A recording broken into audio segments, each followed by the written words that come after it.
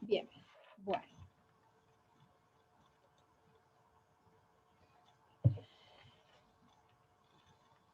Lo siguiente que vamos a ver entonces es el texto argumentativo. A diferencia del texto expositivo explicativo, el texto argumentativo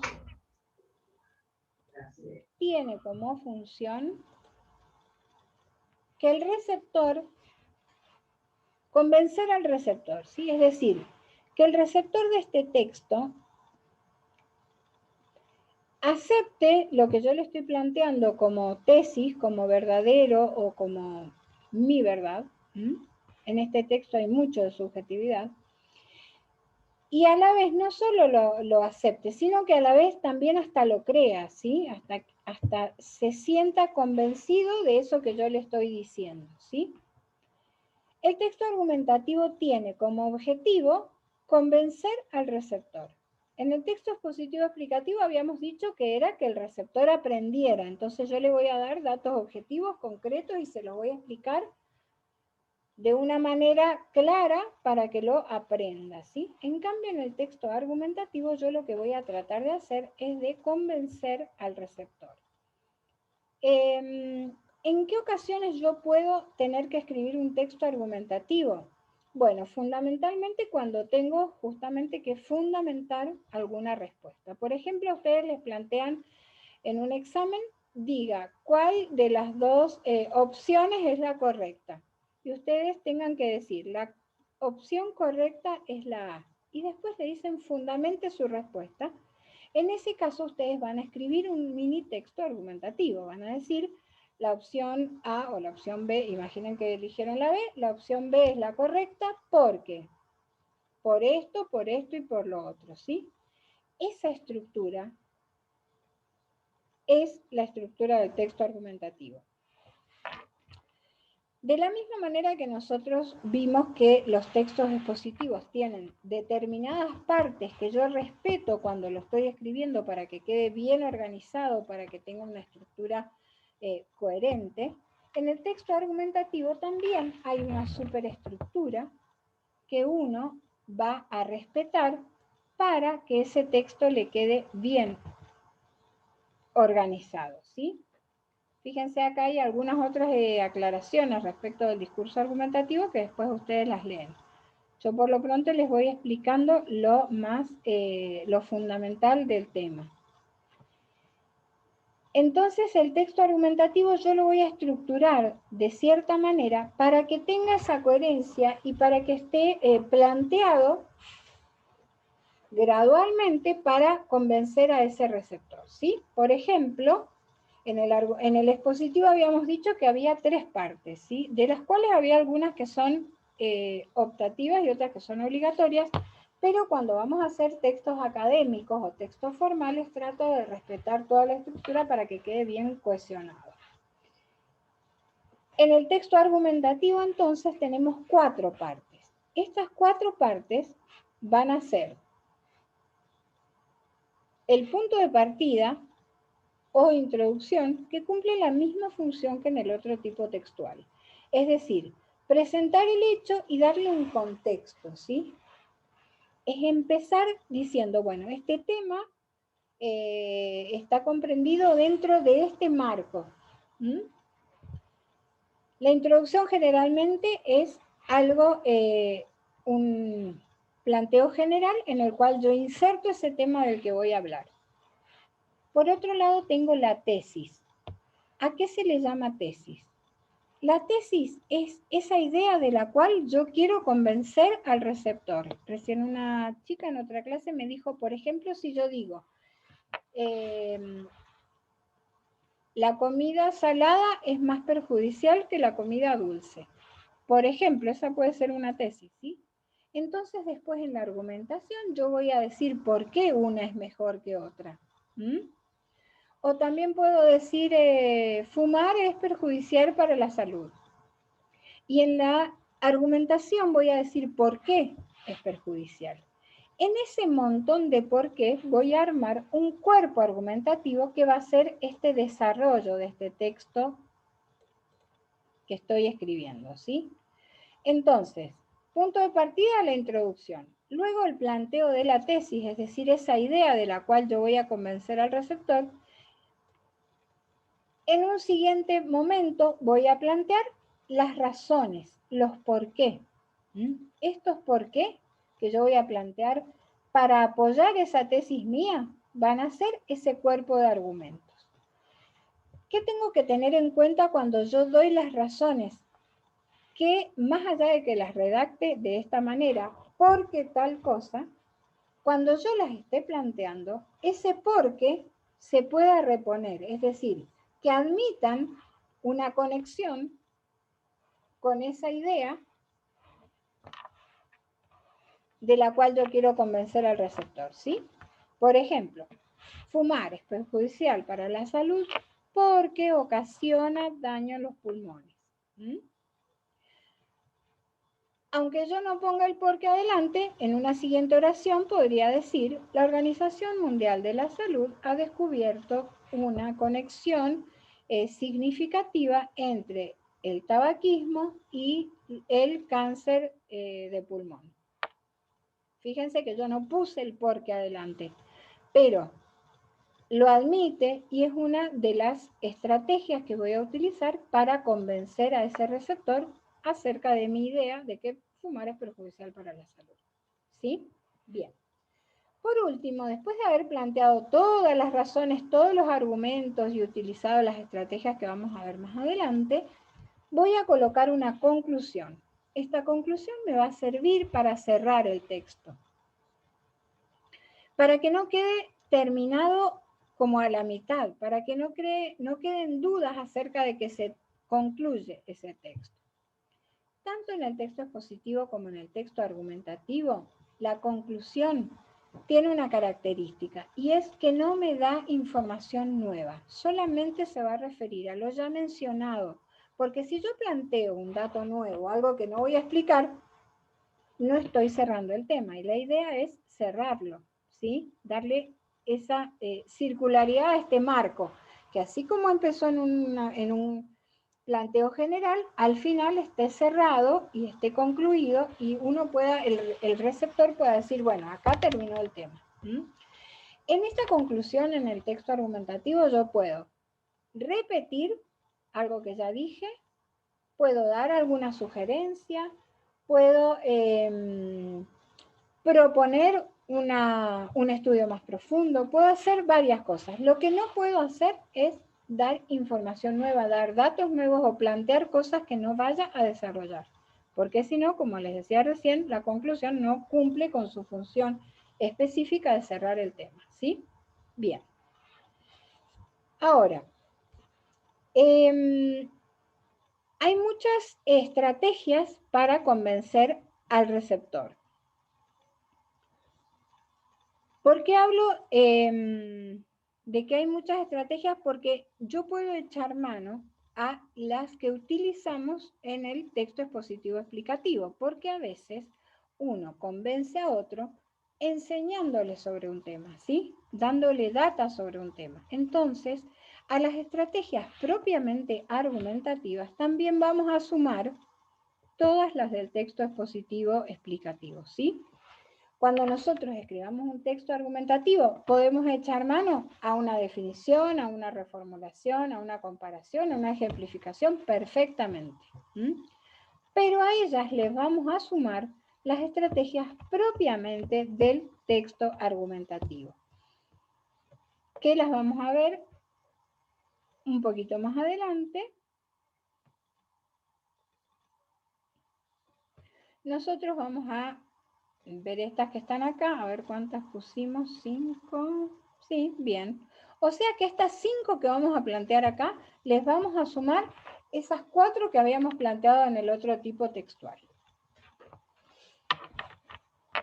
¿Por qué podemos hacer eso? Reitero, porque a veces uno convence al receptor enseñándole o echando luz sobre algún tema, ¿sí? Sería el caso, por ejemplo, de si ustedes tienen que convencer a alguien para que se vacune contra el coronavirus. No basta con decirle vacunate porque es bueno usar vacunas porque han dado resultado en un montón de otras enfermedades. No basta con eso, ¿sí? Pero quizás sí alcanza cuando ustedes les explican cómo son las vacunas, cómo funcionan, qué es una vacuna, cómo reacciona el sistema inmunológico o inmunitario cuando uno le coloca una vacuna. Entonces, por eso les digo que es factible utilizar las estrategias explicativas también cuando hacemos argumentaciones. A esas estrategias le vamos a sumar las propias y específicas de del tipo textual argumentativo. Por ejemplo, una de las estrategias específicas es la cita de autoridad y de testimonio, más conocida como cita de autoridad a secas. ¿A qué se refiere o qué es la cita de autoridad? ¿Para qué la utilizo? La cita de autoridad me sirve para apoyarme a mí como autor de este texto en la palabra o en la figura de alguna autoridad sobre el tema que estoy desarrollando. Imaginemos que estamos tratando de convencer a alguien de que deje de fumar. Entonces nuestra tesis va a ser que el fumar es perjudicial para la salud y hay que dejar esa costumbre, ese hábito. Yo puedo explicar qué causa el tabaquismo y puedo hacer de distinta manera un texto argumentativo sobre el tema. Y en uno de los casos, en una de las razones que yo doy, puedo decir o puedo recurrir, como recurrí en el ejemplo cuando lo estaba diciendo verbalmente, que la Organización Mundial de la Salud dice que hay una gran relación entre el tabaquismo y los tipos de cáncer. ¿Qué pasa cuando yo menciono a la Organización Mundial de la Salud? Poca gente dudaría de lo que dice esta entidad, porque se supone que es la entidad madre de todas las cuestiones sanitarias, ¿sí? Que está conformada por un montón de científicos, que cualquier información que emite está verificada. Entonces, ese peso, todo ese peso que tiene esa institución, yo lo utilizo para apoyar mi argumento, ¿sí? Y para convencer al otro. Si la Organización Mundial de la Salud está diciendo esto, ¿por qué vos no vas a creer en esta tesis que yo estoy planteando? ¿Sí? Hasta esa autoridad apoya esta idea. ¿Se entiende cómo funciona la cita de autoridad?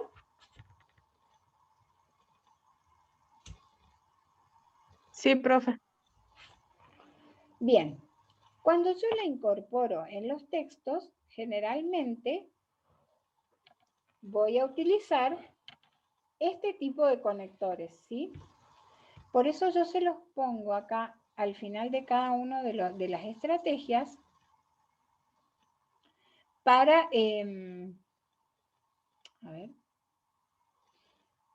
para poder facilitar la inserción de este tipo de procedimientos, ¿sí? Fíjense que acá les digo, los conectores son, estos conectores que yo les nombro acá, son justamente, fíjense que acá utilizamos uno, para insertar ese tipo de procedimiento dentro del texto, ¿sí? A veces voy a utilizar eso, directamente a veces voy a colocar lo que dice esa autoridad.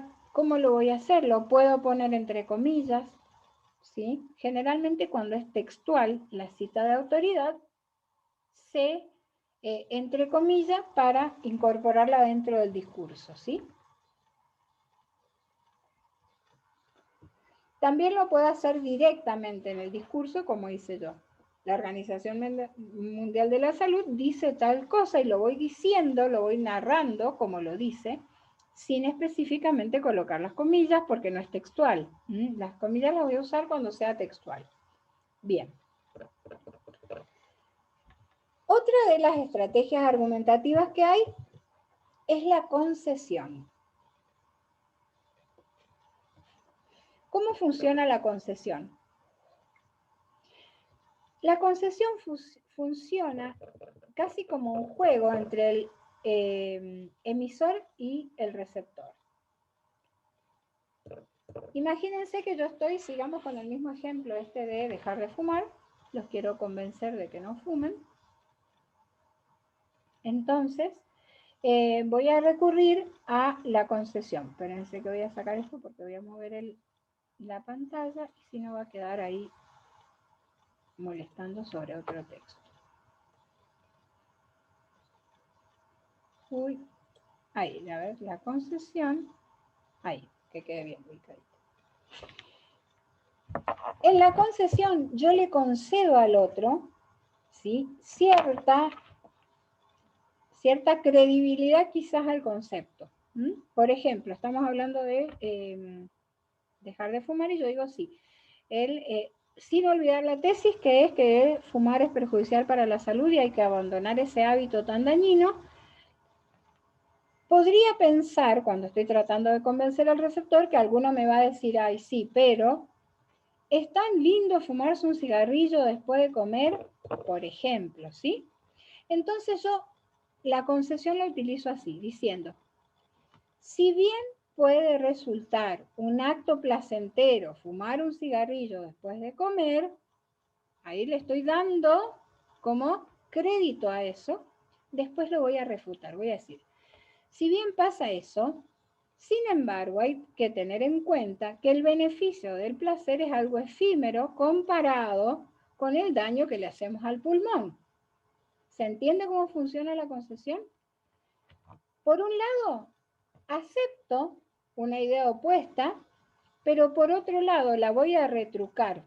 Entonces, en ese retrucarlo es como tirar abajo el argumento del otro, ¿sí? Esa es la idea de usar una concesión adentro de un texto. Fíjense que acá hay varios conectores que se utilizan con este fin. A ver, vamos a ver otro color. Fíjense. En el ejemplo, admito que un asesino merece ser castigado, pero no creo que se lo deba matar. Esa es otra de las maneras, el ejemplo es ese, ¿sí? Fíjense, los conectores son estos que aparecen acá. Los utilizo, por un lado, para aceptar la tesis opuesta, ¿sí? Pero después la retruco cambiando el sentido, como decía, ¿se acuerdan cuando vieron lo de coherencia y cohesión y yo les mostré los conectores esos que cambiaban el sentido del discurso? Justamente para este fin. Yo voy por una dirección como diciendo, bueno, admito determinada tesis contraria a la que yo estoy planteando, sin embargo, pero, no obstante, pero hay que tener en cuenta tal cosa, y entonces después doy un giro en la dirección de ese discurso y planteo mi razonamiento a favor de mi tesis. ¿Sí? ¿Se entiende?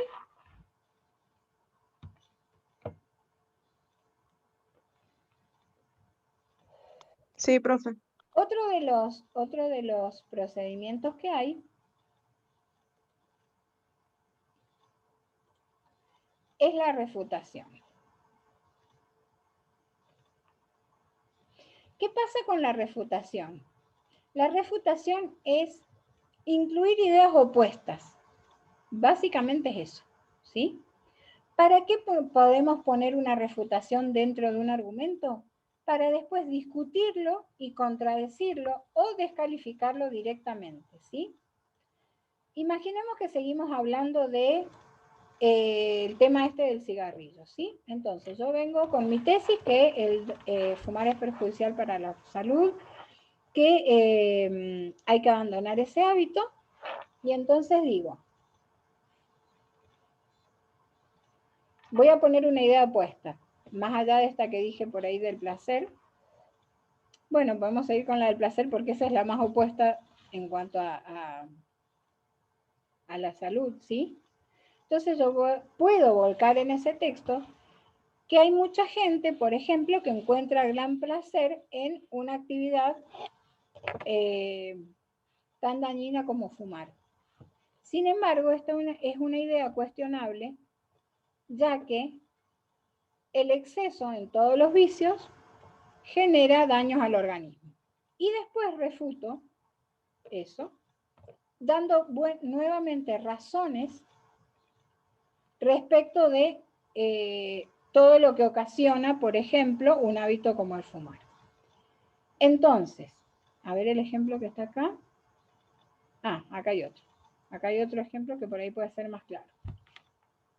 Fíjense que acá estamos hablando, en este ejemplo que está acá, estamos hablando respecto de, por ejemplo, la pena de muerte, ¿sí? Dice, en lugar de pedir la pena de muerte, deberíamos construir lugares de rehabilitación, aún para los peores asesinos. Fíjense que ahí estamos admitiendo que hay personas que merecerían quizás la pena de muerte, pero da una razón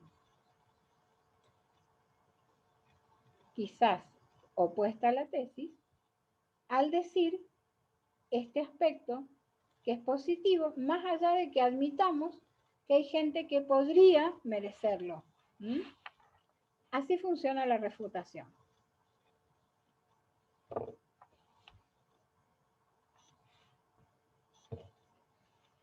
Vamos a otro de los procedimientos. Profe, Sí. no entendí bien la diferencia entre concesión y refutación. En la concesión vos planteás los dos términos, ¿sí? Admito esto, pero no creo lo otro, ¿sí? Admito que a alguien le puede significar beneficio placentero fumar, pero no dejo de remarcar que ese placer está siendo a costa de dañar el organismo. ¿Sí? Vos planteás las dos cosas acá. En cambio, en la refutación, vos planteás solo la tesis opuesta. Bueno, sí, los que se tengan que ir se van, no hay problema. Planteas solo la tesis opuesta y la planteas como a modo de reflexión para dar lugar a la discusión. Podés hacer alguna sugerencia. Sin embargo, vos acá no volcás todas las razones negativas en el mismo enunciado, ¿sí? Perdón, todas las razones a favor de tu tesis. Sí, en el caso del cigarrillo sería a favor de dejar de fumar. ¿Mm? Ya voy a buscar otro ejemplo un poco más concreto cuando les haga la ejercitación y les pongo alguno que sea un poco más simple de entender. Igual pueden ampliar el concepto, fíjense, busquen en la teoría. Vieron que yo les di una bibliografía extra que es que era para ir leyendo cómo se construyen determinados tipos textuales. Ese de saber escribir que tienen ahí en la bibliografía para ampliar. Lean un poquito más la explicación de la refutación. Por ahí ahora sin escribir es difícil explicarlo así en el aire, ¿sí? Lo volvemos a ver. Bueno, profe. Igual lo vamos Gracias. a volver a ver la clase que viene y ya les voy a buscar unos ejemplos más concretos o más variedad de ejemplos para que se entienda mejor, ¿sí? A ver.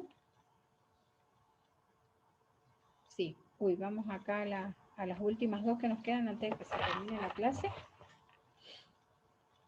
Otra de las opciones que tenemos dentro de lo que son los textos argumentativos es la pregunta retórica. La pregunta retórica es una pregunta que uno le hace al receptor, pero ¿qué quiere decir esto que es una pregunta retórica? Es una pregunta que se responde por sí misma, por sí sola, con una respuesta lógica que avala la tesis. Por ejemplo, si seguimos con lo del cigarrillo, yo les podría incluir dentro de esta argumentación decirles, ¿acaso es válido dañar al organismo por ejemplo, ¿acaso es válido dañar al organismo para siempre por unos instantes de placer? La respuesta obvia puede ser un no es válido, ¿no es cierto? Entonces, ¿qué significa esto de colocar una pregunta retórica? no es una pregunta real, es una pregunta que tiene una sola respuesta, una respuesta obvia, y que esa respuesta obvia se condice y apoya la tesis que estoy planteando. ¿Sí? Esas son las preguntas retóricas. Fíjense acá que en el ejemplo tenemos lo mismo. Estábamos hablando de la ley, por ejemplo, de la pena de muerte, y entonces la pregunta retórica que se plantea es, ¿no parece imposible que la amenaza de la pena de muerte termine con los delitos? Esa pregunta también es una pregunta que tiene una respuesta obvia. La amenaza sola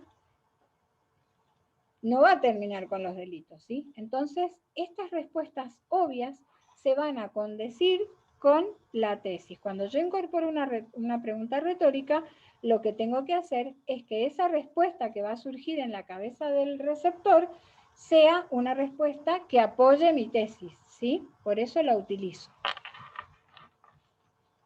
Por último, tenemos la inclusión de datos o estadísticas. Si nosotros aportamos dentro del texto datos concretos, una tabla con, por ejemplo, si estamos hablando de fumar, una tabla que diga todas las muertes que ocasiona el cigarrillo, o datos específicos de cuántos tipos de cáncer se podrían evitar si la gente no fumara. Todos esos datos, todas esas estadísticas me sirven de apoyo para concretar o para que el otro vea como en números, como en datos concretos y específicos, lo malo que puede resultar, por ejemplo, fumar, ¿sí? Esa inclusión de datos o estadísticas sirve para que se pueda sentir como más concreto algo que puede resultar un concepto muy abstracto, ¿sí? O que puede refutarse con el simple hecho de decir, bueno, pero no sé, no hay nada que a mí me demuestre que esto es así. Bueno, con los datos y las estadísticas uno lo demuestra, ¿sí? Lo plasma de una manera concreta. Bien. Hay algunas otras maneras de argumentar, pero en los textos académicos nosotros no las vamos a utilizar porque, por ejemplo, son las llamadas falacias. ¿Qué son las falacias? Son mentiras, que en los textos académicos no nos sirven porque nosotros lo que estamos haciendo es trabajar sobre un material serio, ¿sí? Que tiene que tener, que tiene que ser verdadero. Las falacias se utilizan para argumentar en otros contextos, por ejemplo en la publicidad, cuando nos quieren, por ejemplo, vender una crema antiarrugas y ponen en la imagen una persona de 25 años que no tiene una sola arruga, ¿sí? O cuando quieren vendernos un producto para adelgazar y no ponen en la publicidad una persona gorda, ponen una persona flaca, ¿sí? Esas son las falacias. Y eso es lo que nosotros vamos a evitar en los textos académicos argumentativos. Fíjense que en el material del cuadernillo también acá hay pautas para escribir un texto argumentativo. ¿Cómo hacer para escribir un buen texto argumentativo? Además de esto, también acá hay conectores que nos van a servir para o bien utilizar refutaciones, o bien organizar el discurso, ¿sí? Esto es un apoyo extra respecto de la redacción. Además de esto, no dejen de leer ese material bibliográfico que les mandé o que les adjunté en la plataforma, porque ahí va a estar esta explicación ampliada, ¿sí? Nosotros a veces tenemos poco tiempo, de hecho ya se nos está por terminar la clase, y con dos ejemplos quizás no alcanza a visualizarse bien cómo funciona cada una de las estrategias. Entonces, no dejen de recurrir a ese material. Bien, bueno, hasta aquí entonces vamos a ver lo que son los textos expositivo y argumentativo, cada uno con sus partes y cada uno con sus procedimientos. Teniendo bien en claro que para el texto argumentativo yo también puedo utilizar los procedimientos del explicativo, ¿sí? Además, esto va a estar apoyado en la plataforma, va a estar apoyado por un video que hice de un cuadro comparativo donde esto está como bien sintetizado, también lo pueden ver.